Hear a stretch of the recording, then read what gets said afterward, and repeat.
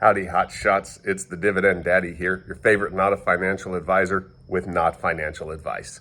Alti is rebounding quite nicely from the lows last week. I think the lowest it got to was about 595, and now it's up to 614 as of the making of this video.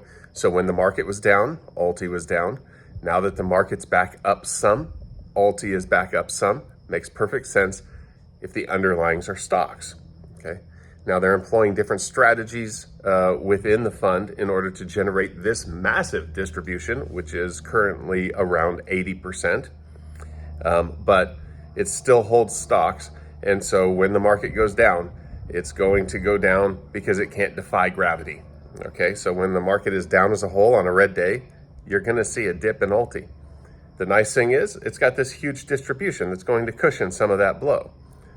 Our goal is that we have an overall return that is in the positive territory as high as possible, obviously. So this video today is about whether or not you should use a credit card to buy Alti. Now, I'm gonna be upfront honest with you. I am not going to tell you how to run your finances. I'm not going to tell you if it's a good idea in your personal circumstances to take on debt to buy Alti, because I do not have a government sanction to do so. The powers that be have not blessed me with the ability to tell other people what they should be doing. And I don't have a personal relationship with you or an in-depth knowledge about your financial situation. So everything I say is just going to be generic, and it's going to be a different perspective, let's say. All right. So I've seen both sides of the story here on YouTube.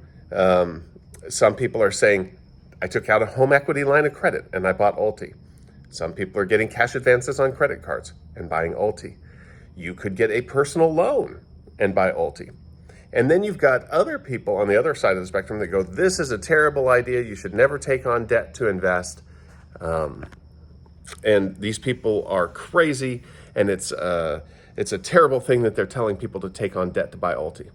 Well, I have a little bit of a different perspective. I personally do not like debt. I don't carry any debt, okay?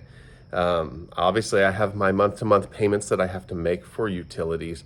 I utilize credit cards, but I pay them off every month, okay? I don't like debt because I don't like paying interest to somebody else when I'm not earning a higher amount on the money that I'm sitting on. Now, if I were to go buy a new car, which I try to avoid, I try to buy used cars if I can get a good deal so that I can get somebody else to take that initial depreciation from me.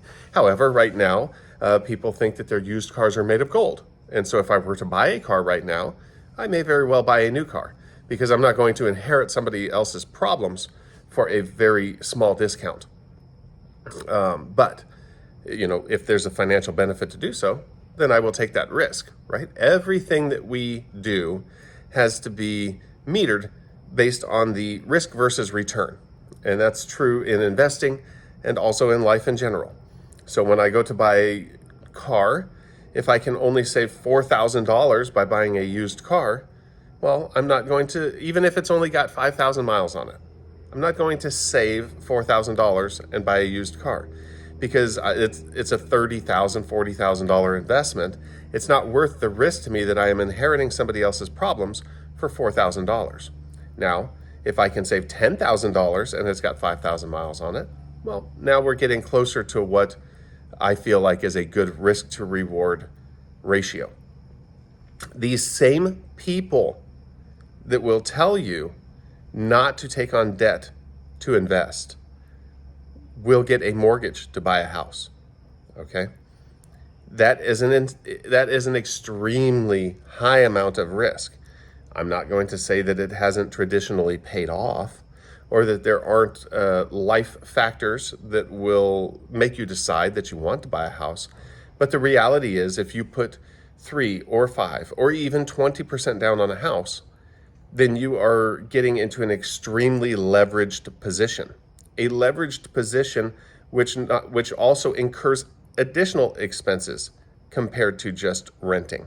So not only are they getting into a leveraged position where for every dollar they've invested, they get $5 or $10 or $20 or $93 worth of leverage.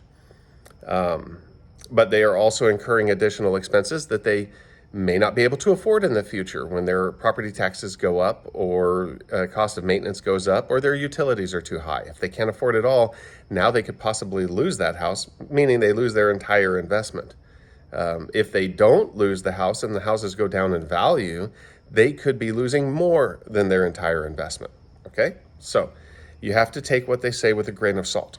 Now, the people that are just like, oh, go risk everything and get huge loans to buy Alti, they also are leading people down a dangerous path. But the perspective that I would like to bring is that many investors utilize something called margin. Okay, so if they buy $100 worth of stock, they may utilize margin to buy $50 more or $100 more, or maybe even sometimes a 1-to-4 ratio where they put in $100 and buy $400 worth of stock. Essentially, those people are taking on debt to buy stock. Now, it happens to be relative to the size of the position in their account that they already hold, but nevertheless, they are taking on debt to make an investment. In my opinion, this is no different than starting with a zero position and taking on debt in some form in order to buy an investment. So if you put $1 into a stock account and then you use that to buy $4 or $5 worth of stock, how is that different than just borrowing $100 from a credit card or a personal loan? Or, and this is one I would not do, is take out a home equity line of credit. And the reason I would not do that is because I wouldn't want to put my family's living situation at risk. But if I had zero money and I needed money for an investment that I wanted, I may take a personal loan. People do it all the time. They get small business loans to open up a business. So if you have looked at the risk versus reward of some sort of investment or business, it's not that far-fetched for me to think that you could get a loan in order to invest in that business or invest in that investment opportunity. With an 80% distribution rate, it's much higher than most of the interest rates that you're going to be getting on a loan. There are credit cards out there where you can get 0% introductory rates on cash advances. Well, if I could get 0% and get something that's paying 80%, that sounds pretty dang good to me. Now, you have to weigh the risk versus reward. You have to say, am I willing to pay this back over time in order to get into this investment now? If the answer to that question is yes, well, then it sounds like it may be a good idea to borrow the money and invest. Am I willing to risk my credit to get into this investment? If the answer is yes, maybe you should look at getting a loan in order to invest. And people are going to say that this is always a terrible idea, okay? But a lot of money is made by people that take the risk of getting a loan and then buying a business or making an investment. And mortgages are the perfect example of that. Okay. Now, I personally would rather borrow money to make an investment than I would borrow money to purchase a vehicle that I know is going to depreciate. But that may be a different story for everybody else. I just wanted to bring in the perspective that people should not look down on other people for getting a loan to make an investment. They shouldn't be so dogmatic about it on either side of the fence. Everybody's circumstances are different and everybody has to make their own decisions. But I don't think it's as far-fetched as a lot of people have been saying to get a loan to make an investment. It is risky. In reality, the only added risk to getting a loan and making an investment compared to just taking cash and making an investment is the interest rate that you'll be paying on that loan. To me, that's the only added risk. If somebody were to give me $1 billion at 0% for 6 months, I 100% would take it. And then I would go and invest that money, most likely in treasuries because it's such a large amount, and I would get the interest from that. And then at the end of the 6 months, I would pay the $1 billion back. So if you can get free money in order to make an investment, to me, that's always a good deal. You just have to decide what investment you want it to be in. If you make a personal decision to borrow money, and purchase a high yield fund or a stock or anything else. I don't think people should be looking down on you, and I don't think you should feel like you're doing something stupid unless it's stupid for your circumstances. If you're never going to make enough money to pay it back, you're going to ruin your credit. Now, if you're happy ruining your credit for the opportunity, well, people ruin their credit all the time because they get boats or college loans or cars and they can't pay them off.